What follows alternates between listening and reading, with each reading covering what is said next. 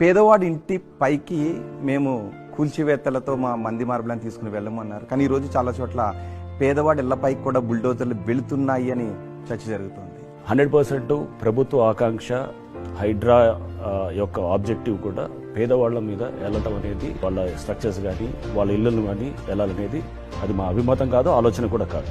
But మీరు చూస్తాను కొన్ని ఇన్స్టెన్సెస్ మీకు చెప్తాను, దాన్ని బట్టి మీరు అర్థం చేసుకోవాలి. లైక్ ఫర్ ఇన్స్టెన్స్ కన్వెన్షన్ మీద మేము ఎప్పుడైతే గనక మొత్తం ఈ స్ట్రక్చర్స్ ని డిమాలిష్ చేశామో ఆ టైంలో దాని చుట్టుపక్కల చాలా స్ట్రక్చర్స్ కూడా తీసాం.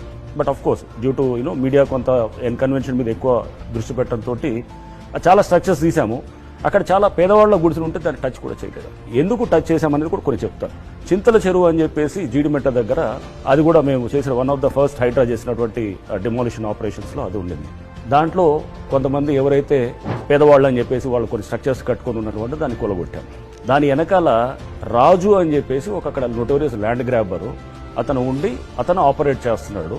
ఈ పేదవాళ్ళన్న ఫసాడ్ అని ఆ ముసుగును ముందు పెట్టి వాళ్ళని చూపిస్తూ వెనకాల ఇతని ల్యాండ్ గ్రాపింగ్ ప్లాన్ అనేది జరుగుతున్నది. అతని మీద గతంలో కేసులు ఉన్నాయి. అండ్ అతను ఒక్కొక్కళ్ళకి 2-3 లక్షలకి చొప్పున అక్కడ ఇచ్చి చదువులో అంటే FTL ఆ చిన్న చిన్న స్ట్రక్చర్స్ రేజ్ చేస్తే దాన్ని వెళ్ళి కొలగొట్టాం. మూడోది మొన్న సున్నం చెరువులో కూడా మీరు చూస్తే గనక మేము అక్కడ కొన్ని స్ట్రక్చర్స్ని కొలగొట్టాం. అక్కడ ఉన్నటువంటి కొంతమంది పేదవాళ్ళు ఉన్నారు.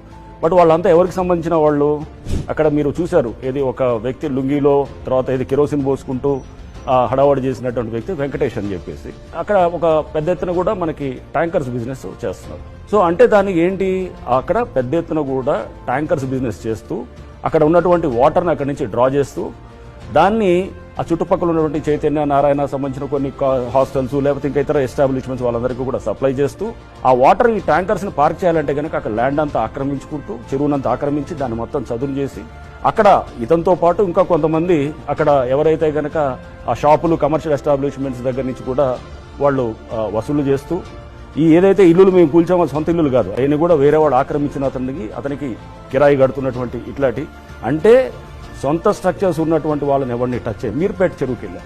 మీర్పేట చెరువులో కూడా వెళ్తే కనుక చాలా మంది అక్కడ పేదలు లిటల్ చెరువులో ఇల్లులు ఉన్నాయన్నమాట. కూల్చలేదే. ఎందుకు కూల్చలేదంటే అతని సొంత స్ట్రక్చరు, రేపు అతన్ని కూల్చాలంటే కనుక అతనికి ఒక రీహాబిలిటేషన్ అనేది ఇవ్వాలి. బట్ ఎప్పుడైతే కనుక అతని స్వార్థానికి అంటే ఫసాడ్ ఒకటి చూపిస్తూ నేను ల్యాండ్ గ్రాబర్ అండి, నేను నైట్ వెళ్ళేసి ఒక గుడిసెలు వేస్తాను, లేకపోతే ఒక స్ట్రక్చర్స్ రైజ్ చేస్తాను, ఒక వారం రోజుల తర్వాత తెలుస్తుంది అక్కడ నేను వెళ్ళి కూలుస్తాను, ఒక హైడ్రా అధికారిగా ఒకళ్ళు వెళ్ళి కూలుస్తారు. అది ఏం చేస్తున్నట్టు, అది పేదవాళ్ళని చేస్తున్నట్టు. ఇన్నాళ్ళు జరిగిన డ్రామాలే ఇవి.